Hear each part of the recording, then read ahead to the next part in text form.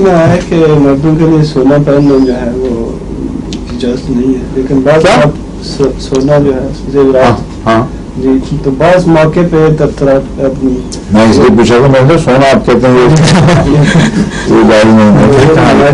سونے کے gold medal ملتے ہیں وہ پہنے جاتے ہیں بنائے جاتے ہیں، تو اس کا کیا وہ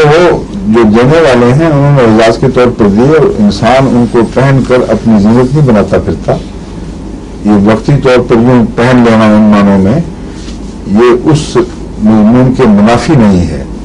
کہ مرد کو زیور نہیں دیتا کہ وہ زیور کے طور پر سونا استعمال کرے، سمجھ گئے؟ وہ بالکل ایک الگ مفہوم ہے، کیونکہ وہ اعزاز کا ایک نشان ہے جسے اتار کر سنبھال کر لٹکا دیا جاتا ہے، وہ پہننے والا زیور نہیں ہے کہ ہے اگر ریشم آپ کسی کو دے دیں اور آپ پکڑ لیں تو گناہ تو نہیں ہوگا پکڑ لیا، اگر آپ وہاں لٹکا لیں کسی جگہ تو آپ کا کوئی اوپر حرام تو نہیں ہے، یا وقتی طور پر آپ کو پہنا بھی دے کے آپ اتار کے اس کو لٹکا دیں یہ کوئی گناہ نہیں ہے، کیونکہ وہ اور مقاصد کے لیے ہے، مگر اپنا لباس ریشم بنانا یہ ناجائز ہے۔ اسی طرح اپنا زیور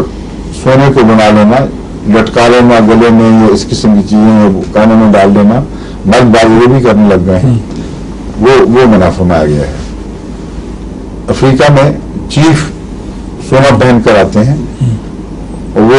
ان کی عظمت کا نشان بھی ہے، ان کی زیبائش بھی ہے،